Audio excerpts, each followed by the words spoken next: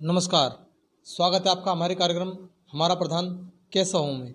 हमारे साथ मौजूद हैं उत्तर प्रदेश के जनपद बागपत के एक गांव सिरसली के जो ग्राम पंचायत पद के भावी प्रत्याशी हैं रोहित जी। उनसे हम बात करेंगे गांव की प्रमुख समस्याओं को लेकर, भ्रष्टाचार, महिला आरक्षण, देश के ज्वलंत मुद्दे और शहीदों को मिले सम्मान को लेकर। पंचायती चुनाव जो हैं वो भी 6 महीने पीछे टल चुके हैं कोरोना महामारी के कारण। बशर्ते अभी सरकार चाह रही है कि अभी चुनाव में जो हो महिलाएं शिक्षित हों और आरक्षित वर्ग में जब सीट आती है तो उससे अलग काफ़ी चीज़ें भी सरकार लाना चाहती है। जिला पंचायत अध्यक्ष चुनाव है वो भी जनता द्वारा कराना चाहती है। इस संदर्भ में हम बात करेंगे, आइए बात करते हैं। सर स्वागत है आपका। नमस्कार जी। रोहित जी, मैं आपसे बात करूँ गाँव की प्रमुख समस्याओं को लेकर। वे समस्याएँ जिनको आप ग्राम प्रधान बनने के बाद प्राथमिकता पर लेकर हल कराना चाहते हैं, चाहे वो कोई भी समस्या है जिससे जन जो आपका ग्रामीण है वो पीड़ित हैं, उनके बारे में बताइए एक बार आप। सर जी, जैसे हमारा गांव है सिरसली जी इसमें सबसे मेन समस्या है यहाँ पर पानी की निकासी की। जी जैसे कि हमारा गांव है तो गांव के इंगली तरफ जो मेन रास्ता है बामडोली वाले रास्ते पे, उधर करीबन मेरी छाती कितना कितना पानी भर जा जी। इन दिनों में लोग खेत में घास फूस लेने जा जी, उन्हें परेशानी बने बहुत ज़्यादा है। और जो बाहर जैसे बामडोली दार डोगट इधर गुलीकट का जोड़ी जा जी, उन्हें बहुत ज़्यादा समस्या है।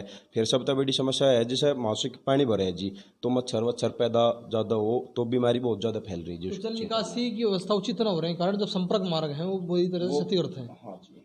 तो इनका जो इस समस्या का निस्तारण किस प्रकार हो सकता है, कुछ योजना बनाई है आपने? हाँ जी, इसका समस्या का जी एक समाधान है जी। खास जो मासिक खास लिकट रही जी, वहाँ पे जो इनके खेत है घर है उन्होंने वह दाब रखी जी, वह निकल जाओ और रास्ता। तो ग्राम पंचायत की जो जमीन है उसमें अतिक्रमण आपको लगता है वो है? हाँ जी। तालाब की आपसे बात करूँ, तालाब में जो सौंदर्यीकरण है या खुदाई है तालाब की हो चुकी है या नहीं हो चुकी? नहीं, आज तक कुछ नहीं हुआ जी उसमें। अगर उसकी खुदाई भी हो जा और सौंदर्यीकरण हो जा जी तो भी बहुत ज़्यादा मतलब पानी पी लगेगा जोड़, फिर भी समस्या हट जाएगी जी। हमारे गांव में 7 जोड़ है जी, मान लो करीबन वे ज़्यादा नहीं तो 80 बीघे में को होंगे जी, इतना उनका रकबा है। पर आज वे ज़्यादा 15 या 20 बीघे के होंगे जी। 80 मतलब सब दाब लिए जी, घर बना दिए जी लोगों ने।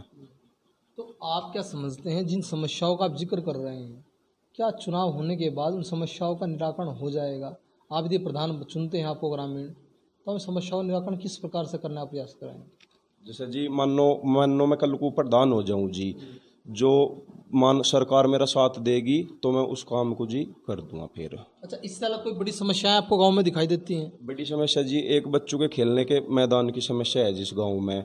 जो हमारे गांव के बच्चे हैं जैसे बिजरोड़ जा जी रेस करण, कोई बड़ोत जा रहा गांव में एक मतलब कुछ ऐसा हो जा जिस पर मान लो मैं ही था, मेरी उम्र 25-26 साल थी, मैं तड़की मान लो 100 का उठा, जो गांव में फील्ड होता अपना जाके रेस करी जाता।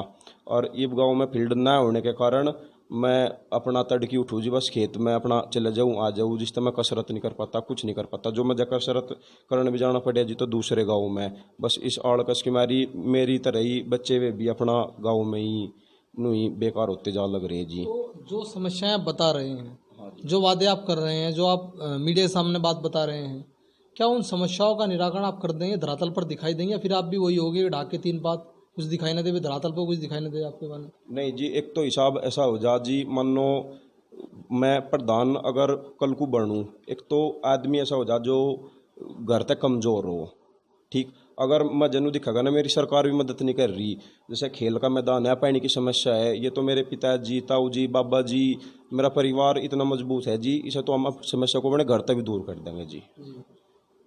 खेल के को भी 5-7 बीघे धरती वो भी छोड़ देंगे जी। और वह पानी की समस्या है जी, उसमें भी 10-20 लाख रुपए लगा के जिप भी करवा देंगे जी। हमें नहीं है, हम निकाला से प्रधानी के भरोसे ही उस काम को करवाएंगे जी, हम उस काम को पहले भी करवा देंगे। तो प्रधान जी, सर आपसे बात करूं भ्रष्टाचार को लेकर, अभी तक ये कार्य नहीं हो पाए हैं। सरकार अपने बजट भी जारी करती है, बड़े बड़े वादे वगैरह जनप्रतिनिधि करते हैं, विधायक आपके क्षेत्र से हैं, सांसद आपके क्षेत्र से हैं, वर्तमान सत्ता में जो पार्टी है उन्हीं के विधायक और सांसद हैं, उसके बावजूद भी आपको ये समस्या देखने को मिलती है। आप क्या समझते हैं इन समस्याओं के लिए जो भ्रष्टाचार आज मिली भगत जो कमीशन खोरी चली हुई है, इसके लिए किसको जिम्मेदार मानते हैं आप? जिम्मेदार तो जी पहले तो नू होता रहा था जी, जैसे मान लो अखिलेश यादव की चाहे मायावती की, सब झांसी वोट बैंक के पीछे है जी। तो पर हमारे गांव में चाहे हमारे मतलब क्षेत्र में कह लो जी, मानो चौधरी साहब हो जाते तो एक जाट करके कुछ मानस पीछे भी हट जाते तो निंगा काम भी नहीं करवावे थे जी। पर इब का तो जी सरकार बीजेपी की ऊपर है जी, बीजेपी की नीचे, और बीजेपी के नासिक जी विधायक हो रहे, और इब भी पता नहीं क्या बात हो रही जी, काम इब भी नहीं हो रहा। जिम्मेदार कौन है इन चीज़ के लिए? सरकार जिम्मेदार है, अधिकारी वर्ग जिम्मेदार है, जनता जिम्मेदार है? वह इसका जिम्मेदार जनता को भी कह लो और सरकार को भी। इब जनता भी जैसे मान लो, क्या सरकार के कार्यों से आप संतुष्ट हैं? नहीं जी संतुष्ट नहीं हम फिलहाल, कोई संतुष्ट नहीं है? नहीं जी। मान लो हम आज सांसद जी के पास या विधायक जी के पास कुछ एप्लीकेशन देखा हुआ है तो कह दे इन्हें चढ़वा दो, हम वहाँ चढ़वाया हुआ है, और फिर सुनवाई नहीं होती जी उसकी। कुछ केवल आश्वासन मिलता है, आश्वासन मिले जी, बस अपन को हो जाएगा, लेकिन कब होगा वो पता नहीं रहता। कुछ पता नहीं रहता जी। तो मैं प्रधान जी आपसे बात करूं, मेरे मुझे प्रधान जी निकल रहा है, तो मैं आपसे बात करूं रोहित जी। हाँ जी। तो रोहित जी, बड़ा प्रश्न मैं आपसे करना चाहता हूँ। पंचायत चुनाव में महिलाओं को सशक्त करने के लिए सरकार आरक्षण देती है। हाँ जी। चुनाव महिलाओं को कहते हैं कि आप सीट दिए तो आपका आरक्षित सीट है, चुनाव लड़ो आप। हाँ जी। लेकिन चुनाव लड़ने के और जीतने के बाद भी महिलाएं राजनीति नहीं कर पाती हैं। नहीं जी। राजनीति जो करते हैं परिवार के लोग करते हैं। तो महिला आरक्षण किस हद तक साबित हो रहा है? अजी ये तो महिलाओं को बस एक नाम ले ले जी। हाँ, पर महिला कुछ भी इसमें मतलब हस्तक्षेप नहीं करती, जो कर भी करे मर्द मानस करे जी। इसका लाभ क्या हो रहा है? लाभ तो कुछ भी नहीं है जी, बनु ही है जी। बा महिला का नाम लुआ दे जी पोस्टर पे आ जा, बा अपना महिला हाथ पाँव जोड़ ले, सोचे मेरी बेटी चल हम तजब वोट दे देंगे, बस इतना है जी। इसकी असफलता के कारण क्या लगते हैं कि महिला जो आरक्षण सरकार देती है, इसकी असफलता के कारण क्या लगता है कि महिलाओं की रूढ़िवादिता सोच होती है या फिर शिक्षा का अभाव, क्या मानते हैं?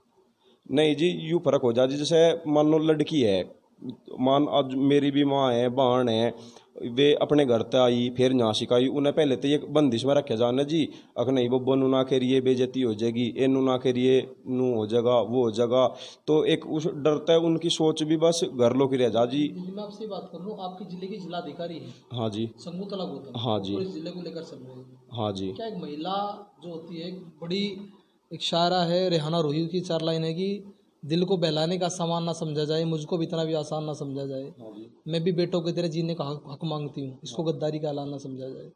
जो मतलब औरत हो गई जी एक खुले हुए हिसाब की, जी। जैसे मान लो हमारी यही है जी, डीएम साहब भी है और ऊपर लोग का वे तो कर जा जिसका कहीं ना कहीं शिक्षा का अभाव आप मान कर चलते हैं। हाँ जी कमजोरी है जी। मान लो हम ही डरे जी आज की टाइम में, जैसे अपनी लौंडी को कहीं बाहर नहीं भेजना चाहते, बाहर भेजे जी आस पड़ोसी गांव के बात बना लगे, तो इस मारी जी वे लड़की जैसे घर में ही रहे तो दबती चली जा जी। तो कहीं ना कहीं रूढ़िवादिता जो फैली हुई है समाज में, उसका मुख्य कारण है। हाँ जी।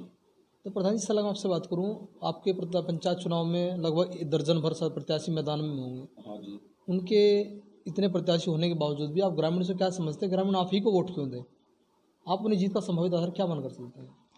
वाह, मैं तो यूँ ही मानू जी, जैसे मान लो मतलब एक दयालुता भी, और जैसे और गांव में नू नहीं कहता मैं ही बढ़िया हूँ, मेरे तो भी बढ़िया है, पर एक मतलब जो मैं पिछले मेरी उम्र जैसे 25 साल की होगी जी, 15 साल तक तो होश भी संभाला रखा जी। जब भी कोई इलेक्शन लड़े तो सब अपने घर भरने की सोचे है जी, बस इसी देख के मैं सोचा मगर चल तू कुछ काम करिए। मैं इसी बात की मेरी जी, मेरा यूपी पुलिस में नंबर आ गया था जी, मैं मान ही गया, मेरा इसमें CISF में आ गया था जी, मान ही गया। मेरे पिताजी कह लगे भाई एक योजना सी करता गाँव में काम करवाना बहुत को यू करवा, और फिर नौकरी के तो तज कोई चाहना है नहीं, अपना तेरा गुरु बतेरा जरिया तू गांव की सेवा कर। तो आप समझते हैं कि आप अलग चीज़ के लिए पैदा हुए हैं। हाँ, आप नौकरी करने के लिए पैदा नहीं हो, आप राजनीति करने के लिए पैदा हुए हैं। जी। अच्छा, मैं आपसे बड़ा प्रश्न कर लूँ, मीडिया कार्यक्रम चला रहा है, हम भी कार्यक्रम चला रहे हैं शहीदों के प्रचार प्रसार के लिए। यदि किससे हम पूछ लें कि बड़े आधुनिक पीढ़ी किसी बच्चे से बुला के पूछ लें कि 1857 जो क्रांति हुई थी मेरठ से, उसके 10 शहीदों के नाम आप बता दो, तो नहीं बता पाता है। नहीं जी। नेताओं के, अभिनेताओं के, क्रिकेटर के नाम बता देते हैं। हाँ जी। बड़ी विडम्बना का विषय है। हाँ जी। आप क्या समझते हैं शहीदों का प्रचार प्रसार किस तरीके से होना चाहिए? क्या उन लोगों को हमें याद रखना चाहिए? हाँ जी, और किस तरीके से उन लोगों को हम याद रख सकते हैं? उन्हें तो याद करना चाहिए, उन्होंने तो सारा काम ही बनाया जी नासिक, और इब आदमी तड़की उठे जी जागतू को फोन दुआ दे, स्कूलों में या पढ़ाई थोड़ा ही हो रही जी, ये तो एक व्यवसाय हो रहा जी इनका, अपना पीछे कुमार की मशीन हो रही है जी स्कूल, जहाँ क्या सरकार को पाठ्यक्रम में विषय के रूप में शहीदों की जीवनी को शामिल करना चाहिए? हाँ जी, जिन्होंने मतलब हमारे लिए इतने काम करे उनका तो पूरा ध्यान देना चाहिए जी। आज मानो मैं बता रहा, ये भी जिनका हमारे गांव बिजरोड़ का ही लड़का शहीद हुआ जी, प्रशांत शर्मा। उसकी टीवी पर खबर आई जी कुल 1.5 दिन। और एक हमारे ये वो मर रहे जी, मतलब सुशांत शर्मा, सुशांत सिंह राजपूत। हाँ जी, उनकी खबर पिछले 2-3 महीने से बराबर चल रही जी। वो एक मतलब फांसी केस दिखा रहे, जो भी है वो तो खैर इंसाफ होना चाहिए उनकी गैल, हम ये नहीं कह रहे। पर जो हमारे फौजी भाई शहीद हो रहे, कुछ सरकार को और मतलब सब है, इनके बारे में भी तो सोचना चाहिए जी। आज तो हम मानो शहीद हो गया तो कह दे एक बार हम इनकी गैल खेड़े, फिर कोई नहीं पाता जी। अच्छा, मीडिया कार्यक्रम चला रहा शहीदों को विज्ञापन रूपी श्रद्धांजलि के रूप में, कि उनके बारे में पूरा इस वक्त खोलकर चलते हैं कि भाई ये लोग वहाँ शहीद हुए, समाज से बिलोंग करते थे, इससे बच्चों को प्रेरणा मिल सके, आधुनिक पीढ़ी प्रेरणा ले सके। तो उसमें आपकी भी आहुति चाहेंगे उस श्रद्धांजलि में। ठीक है सर, और अपनी तरफ से आप ग्रामीणों को कोई संदेश देना चाहते हैं? हाँ जी, बस संदेश तो यू ही देना चाहिए जी, जो मतलब मानो शहीद हो रहा और चाहे मतलब देश के लिए तो जी कुछ भी काम करो, वो भी देश का एक सिपाही है। ये केवल बातें क्या केवल कथनी में भी, करने में भी है बातें? करनी चाहिए, कथनी कुछ नहीं जी। नहीं होता है ना, कथनी और करनी में अंतर होता है। आपकी ये बातें कथनी में, करनी में भी है? जी करनी में है जी, यहाँ तो बिल्कुल करने वालों में है जी, कथनी में बिल्कुल नहीं जी। यहाँ तो मतलब चाहे यहाँ पूछ लो, चाहे गांव में पूछ लो जी, चाहे गुआंढ में पूछ लो जी, सब बता देंगे कैसे आदमी। आपको व्यक्तिगत रूप से प्रचार प्रसार के लिए मौका मिले, हाँ तो जी, आप कदम पीछे हटाएंगे, आगे बढ़ाएंगे? नहीं जी, हम गैर लगेंगे जी। प्रधान जी, हमसे बात करने के लिए बहुत बहुत धन्यवाद। अभी हम बात कर रहे थे उत्तर प्रदेश के जनपद बागपत के गांव सिरसली के जो ग्राम पंचायत पद के भावी प्रत्याशी हैं रोहित तोमर जी से। उनका कहना है कि अगर अब की बार ग्रामीण उनको ग्राम प्रधान बनने का मौका देते हैं तो उन गांव की जो मुख्य समस्याएं हैं उनको संबंधित अधिकारियों से मिलकर या फिर सरकार के लोगों से मिलकर निपटाने का प्रयास करेंगे। बागपत से कैमरा पर्सन अनिल के साथ प्रताप आर्य की रिपोर्ट, सच का डर न्यूज़ नेटवर्क बागपत।